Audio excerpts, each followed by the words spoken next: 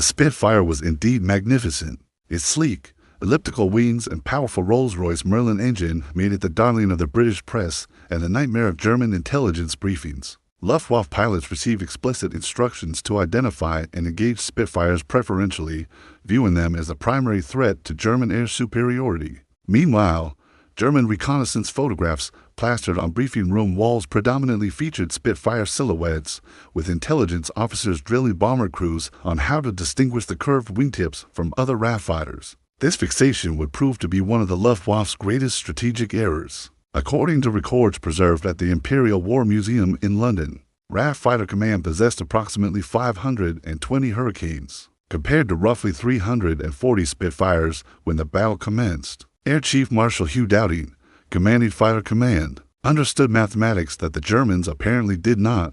Numbers mattered. The Hurricane, designed by Sidney Kim and first flown in November 1935, might have lacked the Spitfire's graceful aesthetics, but it possessed qualities that would prove invaluable in the grinding attritional warfare ahead. The Hurricane's thick wings housed 8 Browning machine guns, the same armament as the Spitfire, while its construction told a different story. While the Spitfire featured an advanced stress-skinned metal construction, the Hurricane utilized a traditional fabric-over tubular steel frame design. This seemingly antiquated approach meant that ground crews could patch up bullet holes in hours, rather than days. Battle-damaged Hurricanes that would have permanently grounded the Spitfire were often flying again. Before sunset, maintenance crews at forward airfields loved the Hurricane. It was robust, forgiving, and remarkably resistant to combat damage. Flight Lieutenant James Nicholson, who would later become the only Fighter Command pilot to receive the Victoria Cross, during the battle, flew Hurricanes. So did squadron leader Douglas Bader, the legless ace who would become a legend. But their aircraft remained in the shadows, their achievements attributed in public consciousness to the more photogenic Spitfire. The German obsession with Spitfires meant that Hurricane formations often approached enemy bombers with a crucial element of surprise, their pilots exploiting the psychological blind spot that Luftwaffe crews had developed. 15th of August, 1940. This day would be remembered as Black Thursday by the Luftwaffe, the largest aerial engagement ever fought over Britain. Luftflotte 3 had 5 launched coordinated attacks involving over 1,800 sorties. What German planners failed to anticipate was the wall of Hurricanes that would rise to meet them. Squadron leader Peter Townsend led No. 85 Squadron's Hurricanes into action that afternoon over the Thames estuary. As his formation climbed through broken cumulus clouds at 12,000 feet, Townsend spotted the first wave of Dornier Do-17 bombers, the Flying Pencils, as RAF pilots called them, surrounded by a protective screen of Messerschmitt Bf 110 heavy fighters. The Dorniers were heading toward RAF Kenley, one of the crucial sector stations that formed the backbone of Dowding's defense system. If Kenley fell, the entire defensive grid would begin to collapse. Townsend's radio crackled with the calm voice of ground control.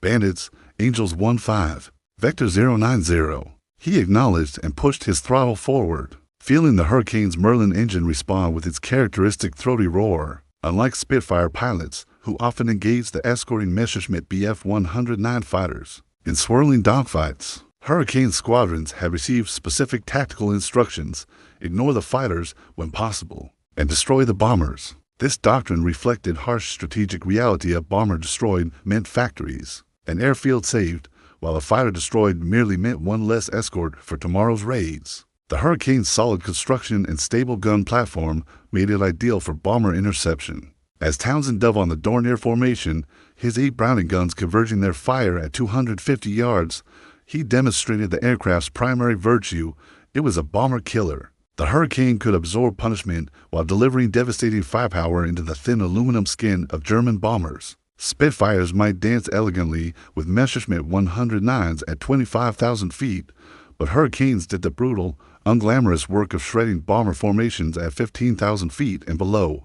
Flight Lieutenant Richard Hillary, who would later write the haunting memoir The Last Enemy before dying in 1943, described the Hurricane as a lorry compared to the Spitfire's sports car. Yet this lorry was destroying German bombers at a rate that would have shocked Luftwaffe intelligence had they known. German bomber crews, briefed to fear Spitfires, often failed to react quickly enough when Hurricanes appeared. The psychological advantage proved significant. A crucial second's hesitation before taking evasive action meant the difference between survival and a fatal burst of machine gun fire tearing through cockpit and engines. By nightfall on the 15th of August, RAF Fighter Command had claimed 182 enemy aircraft destroyed, with actual losses closer to 75 German aircraft still a devastating blow to Luftwaffe confidence. Hurricane squadrons accounted for the majority of these victories. Yet the evening BBC broadcasts and next morning's newspapers spoke primarily of Spitfire pilots' gallant defense. The pattern was established. Spitfires received the glory, while Hurricanes did the killing. Squadron records held at the National Archives reveal the disparity. Number 43 Squadron, flying Hurricanes under squadron leader Caesar Hull, claimed 26 confirmed kills in August 1940 alone. Number 85 Squadron, also Hurricane-equipped, added 35 victories. These numbers eclipsed many Spitfire squadrons, yet public recognition flowed in the opposite direction. The pilots themselves seemed unconcerned with publicity. They were too busy fighting for survival to worry about newspaper headlines. 18th of August, 1940, the Luftwaffe designated this day the hardest day, and for good reason. Both sides would suffer their heaviest losses of the entire battle. The strategic choreography of Fighter Command's defense had evolved into a desperate ballet, with Hurricanes and Spitfires playing distinct but complementary roles that German planners failed to appreciate. Air Vice Marshal Keith Park, commanding No. 11 Group responsible for defending southeastern England, had refined his tactical doctrine through brutal trial and error. When radar stations detected incoming raids and ground controllers scrambled squadrons, Park deliberately assigned his fighters based on aircraft type. Spitfire squadrons received orders to climb high and engage the escorting Messerschmitt Bf 109 fighters, preventing them from diving on the Hurricane squadrons below. Meanwhile, Hurricane units were directed to attack at medium altitude where the German bomber formations flew, typically between 12,000 and 15,000 feet. This tactical division exploited each aircraft's strengths. The Spitfire's superior rate of climb and high-altitude performance made it ideal for intercepting the Bf 109s, which typically flew to 3,000 feet above the bombers. The Hurricane's ruggedness and devastating firepower made it the perfect bomber-destroyer. Yet this elegant tactical system remained largely unknown to the British public, who imagined all RAF fighters engaging in swirling dogfights without distinction. Pilot Officer Geoffrey Page of No. 56 Squadron discovered the Hurricane's resilience firsthand on the 18th of August. His Hurricane took cannon fire from ABF 109 over Canterbury, the explosive shells shredding fabric and puncturing fuel tanks. Flames engulfed the cockpit, forcing Page to bail out with severe burns. Yet the Hurricane had held together long enough for him to escape its tubular steel frame, refusing to disintegrate under punishment that would have destroyed a more lightly built aircraft. Page would eventually return to combat duty, scarred but alive, owing his survival partly to the Hurricane's robust construction. According to the Royal Air Force Museum's documentation of the battle, such incidents occurred repeatedly. Hurricane pilots walking away from crashes that should have been fatal. German bomber crews developed their own understanding of the tactical reality, though their reports rarely reached higher command intact. Hauptmann Wilhelm Raab, commanding a Heinkel He-111 unit, wrote in his journal about the appearance of Hurricanes when the square-winged fighters arrive. "We know the real attack begins. The elegant fighters with curved wings seem more interested in our escort, but those sturdy aircraft with straight wings, they come for us specifically." This passage, preserved in the Bundesarchiv in Freiburg, reveals what German aircrews learned through bitter experience. Hurricanes were their primary executioners. The day's losses proved devastating for both sides. The Luftwaffe lost 69 aircraft, including bombers that would be nearly impossible to replace quickly. Fighter Command lost 34 aircraft, but, crucially, only 13 pilots killed. The kill-to-loss ratio favored the defenders, and Hurricane squadrons had claimed the majority of bomber kills despite flying in more dangerous circumstances than their Spitfire counterparts. Yet when Winston Churchill rose in Parliament days later to praise the few who defended Britain, public imagination fixed on Spitfires. 7th of September, 1940. The Luftwaffe made its fatal strategic pivot, abandoning attacks on RAF airfields to bomb London instead. This decision, prompted by Hitler's rage over an RAF raid on Berlin, would ultimately doom Germany's hopes of achieving air superiority. For Hurricane pilots, it meant a new kind of warfare, intercepting massive bomber formations over the sprawling city while hundreds of thousands of civilians sheltered below. Flight Lieutenant Brian Kincombe led No. 92 Squadron's Hurricanes into the maelstrom that afternoon. The sight that greeted them over the Thames would remain seared into survivors' memories for decades. Wave after wave of German bombers Heinkel He-111s, Dornier Do-17s, and Junkers Ju-88 stretched across the sky in formations that seemed to darken the sun. King Kong counted over 300 bombers in the first wave alone, escorted by perhaps 200 fighters. Against this armada, Fire Command could muster barely 250 aircraft. The mathematics seemed impossible, yet the Hurricane pilots dove into the bomber formations with grim determination. King Kong selected a Dornier flying in the middle of a tight Vic formation, closed to 200 yards, and pressed his firing button. The Hurricane's 8 Browning guns, each firing 1,100 rounds per minute, pumped a river of lead into the bomber's starboard engine. The Dornier dropped out of formation trailing smoke and flames. One more aircraft that would never reach its target. King Kong banked hard left, narrowly avoiding a collision with another Hurricane whose pilot had similar intentions. The scale of the assault overwhelmed Fighter Command's carefully planned defensive system. Ground controllers struggled to vector squadrons against formations that simply kept coming. Radio frequencies became saturated with urgent calls, bandits, bandits, bandits. Wing Commander Tom Gleave, now leading numbered 153 Squadron, found his Hurricanes engaging Heinkel bombers over Woolwich when a Messerschmitt Bf-109 dropped on them from above. Cannon shells smashed into Gleave's Hurricane, and within seconds he was fighting his burning aircraft to the ground, sustaining horrific burns that would require years of reconstructive surgery. Yet even as he fell, other Hurricane pilots pressed home their attacks. The public narrative that emerged from this desperate day focused on Spitfire heroics. Newspaper photographs showed graceful Spitfires banking against cloudy skies. BBC radio broadcasts interviewed Spitfire pilots exclusively, cementing their image as Britain's primary defenders. Yet squadron records tell a different story. According to comprehensive analysis documented in the official RAF history compiled after the war, Hurricane squadrons claimed 73 confirmed kills on the 7th of September alone, compared to 41 by Spitfire squadrons. The disparity reflected tactical assignment. Hurricanes attacked the bombers while Spitfires tangled with escorts, but also numerical superiority. There were simply more Hurricanes in the air. German bomber crews who survived the gauntlet over London reported their experiences with stark clarity. Unteroffizier Hans Schmallerhaldi, a Heinkel dorsal gunner, later stated in an interview, "We feared all British fighters, but the Hurricanes came for us with a determination that suggested they took our attacks personally. They would press their attacks through our defensive fire until they were within 100 meters. Many times I thought they would simply collide with us rather than break off." 15th of September, 1940. This date would forever after be commemorated as Battle of Britain Day, the turning point when the Luftwaffe's ambitions crumbled against unexpectedly fierce resistance.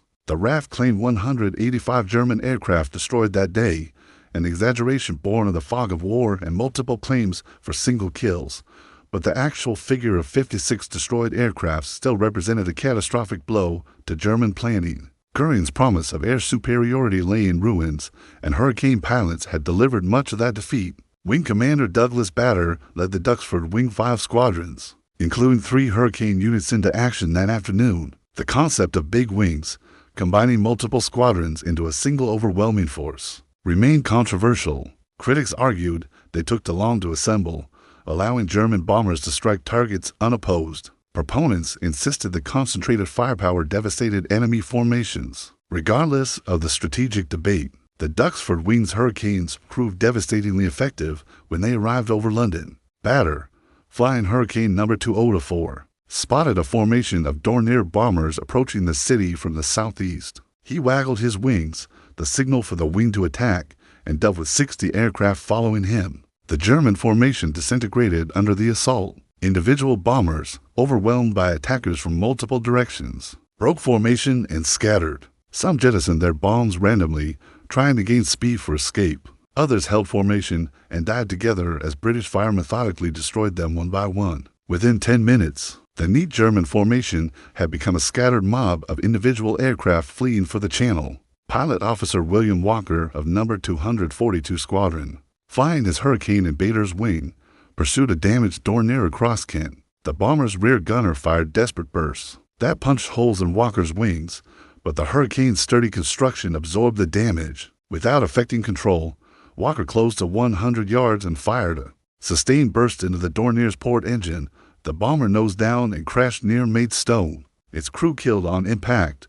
Walker returned to base with his Hurricane resembling Swiss cheese. Yet it flew perfectly. The ground crew passed the fabric that evening, and Walker flew the same aircraft next morning. The statistical reality of the battle became clearer as records were compiled in subsequent months. Fighter Command's operational records, now preserved at the National Archives in Kew, show that Hurricane squadrons destroyed approximately 1,360 enemy aircraft during the Battle of Britain, while Spitfire squadrons accounted for roughly 930 kills. This meant Hurricanes claimed nearly 60% of all confirmed victories, despite often receiving less favorable tactical assignments and rarely appearing in propaganda materials. The reasons for this disparity were multiple. First, simple numbers: there were more Hurricanes available. Second, tactical doctrine directed Hurricanes primarily against bombers, which were easier targets than the nimble Bf-109 fighters that Spitfires engaged. Third, the Hurricane's stability as a gun platform meant that average pilots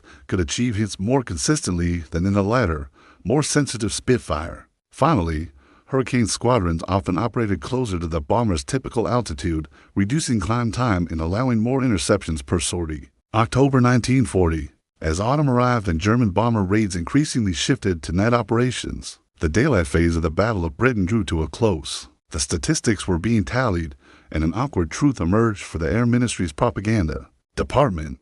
Their carefully cultivated Spitfire mythology bore little resemblance to actual combat. Results: Flight Lieutenant James Lacey of No. 501 Squadron had accumulated 28 confirmed kills, making him one of the highest-scoring pilots of the battle. He flew Hurricanes. Squadron leader Archie McKellar of No. 605 Squadron claimed 21 victories, all in Hurricanes. Wing Commander John Mungo Park scored 14 confirmed kills without ever flying a Spitfire. These men, and dozens like them, had become lethal aerial warriors in the unglamorous Hurricane. Yet the British public could barely name them, while Spitfire pilots received invitations to social events and newspaper interviews. The disparity troubled some senior commanders. Air Vice Marshal Keith Park, whose No. 11 group had borne the brunt of fighting, understood perfectly well that his Hurricane squadrons had done the heaviest lifting. In an internal memorandum dated October 24, 1940, preserved in Park's papers at the Churchill Archives Center, he wrote,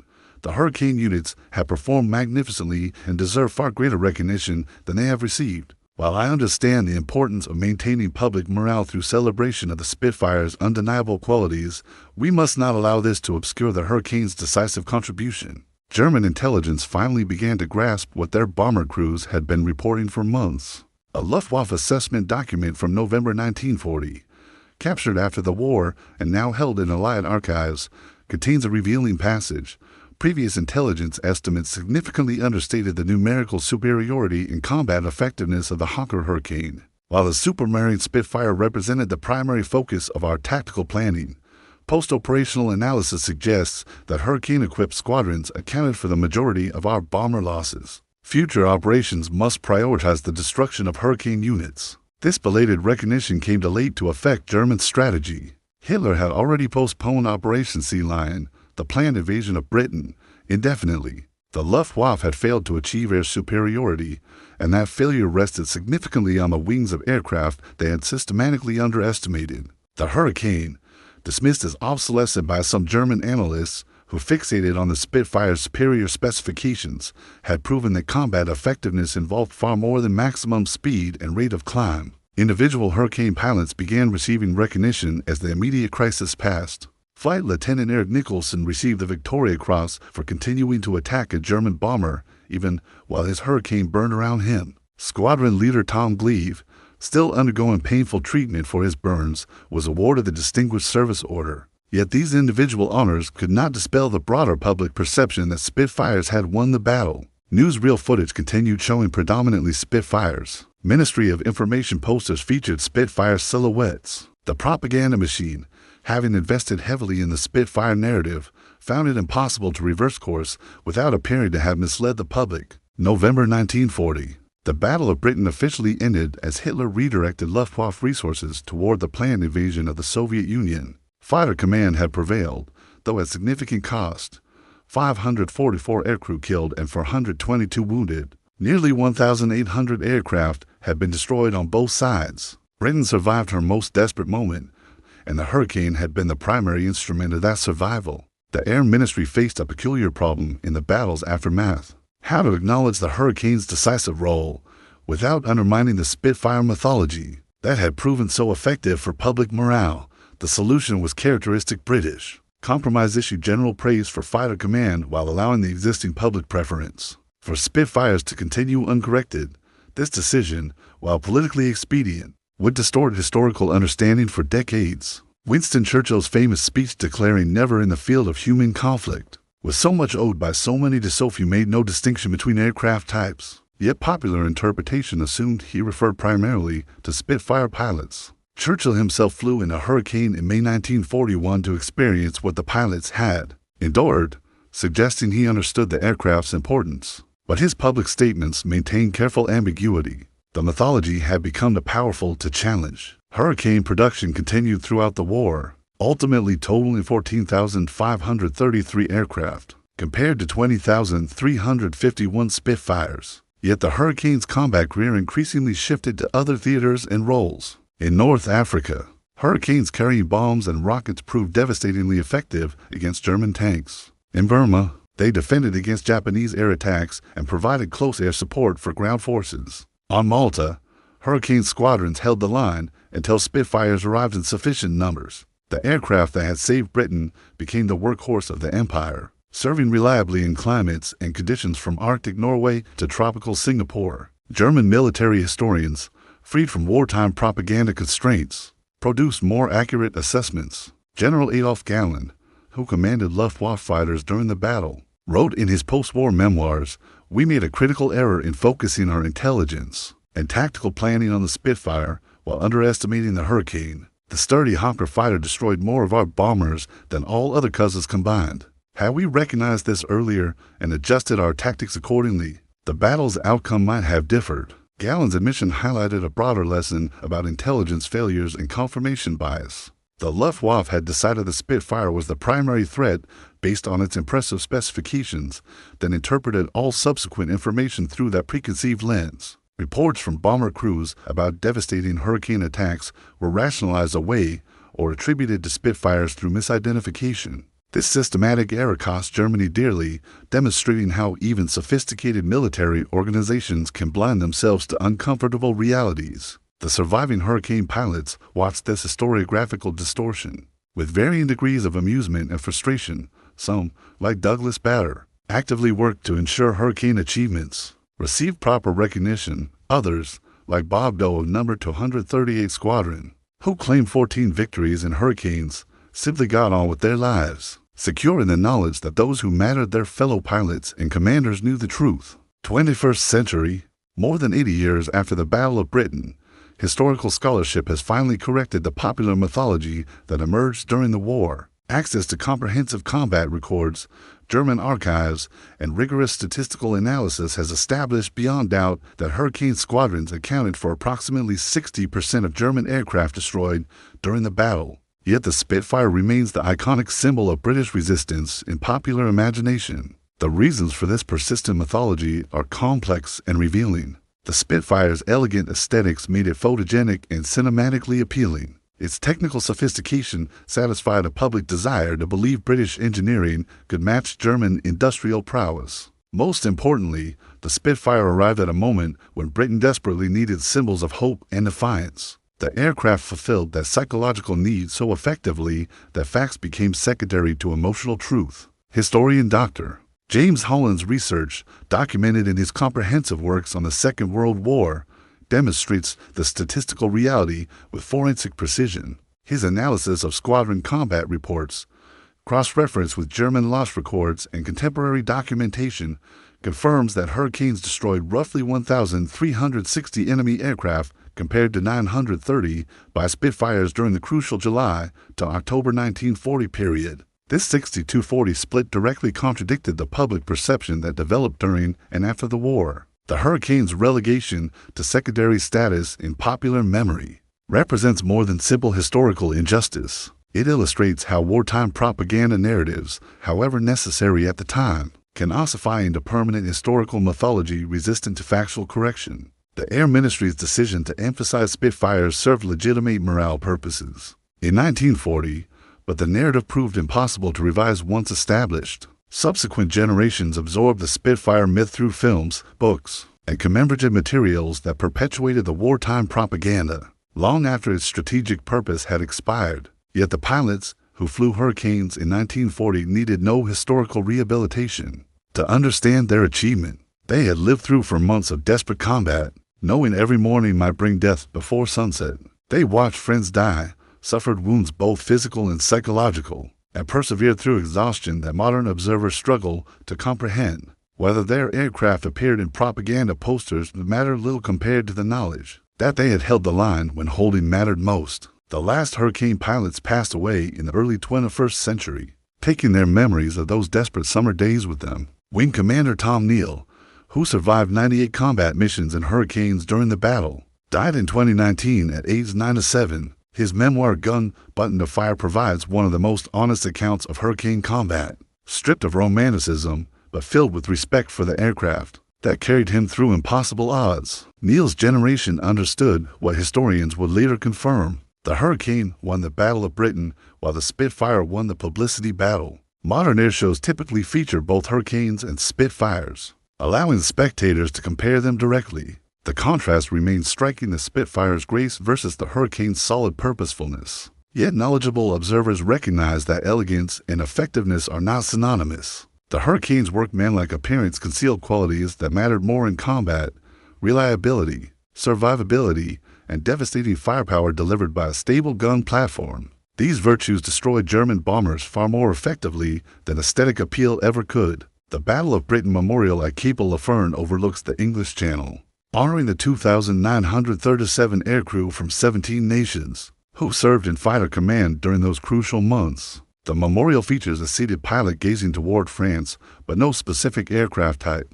This inclusive symbolism acknowledges what the evidence demonstrates. Victory required both Spitfires and Hurricanes, operating in complementary roles according to their respective strengths. Yet if one were to apportion credit based purely on enemy aircraft destroyed, the Hurricane deserves the larger share. The final lesson of the Hurricane story extends beyond military history into questions about how societies remember and commemorate their past. The Spitfire mythology persists not because historians dispute the facts, but because popular memory resists revision. Once established, historical narratives acquire cultural momentum that facts alone cannot overcome. The Hurricane pilots might have claimed 60% of the kills, but the Spitfire claimed 100% of the mythology. In the court of public opinion, that disparity has proven remarkably resistant to correction, reminding us that the truest history and the most popular history are not always the same thing. The Hawker Hurricane saved Britain, while the Supermarine Spitfire saved Britain's imagination, both achievements worthy of remembrance, though only one reflected numerical reality.